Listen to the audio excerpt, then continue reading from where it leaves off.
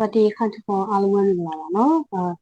ဒီနေ့တော့ဒီမှာအရင်ဆုံးတော့ simple pattern လေးဦးပေးထားတယ်။ဘာလေးလဲဆိုရင်เมื่อวันนี้ဆိုရင်မနေ့ကเมื่อဆိုရင်ဒုံးကဆိုတဲ့အတိတ်ပဲပေါ့เนาะ one ဆိုတာကနေ့မဟုတ်วันนี้ဆိုမနေ့ဘာလဲပြန်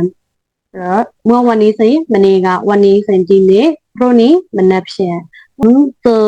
พื่อนမနေ့ကကျွန်တော်တကယ်ချင်းနဲ့တွေ့ခဲ့တယ်တကယ်ကြီးတောင်းလို့ရပါတယ်ပြီးလို့ရှိရင် one ဆိုတာကနေ့ one ကနေ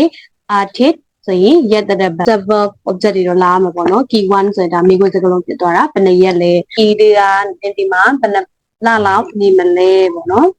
นี่ဒီအပတ်อาทิตย์หน้าဆိုတော့နောက်အပတ်เดือนที่แล้วဆိုရင်လွန်ခဲ့တဲ့လเดือนนี้ဆိုရင်ဒီလเดือนหน้าနောက်လပြီးလဲအတူတူပဲปีที่แล้วပြီးခဲ့တဲ့လปีนี้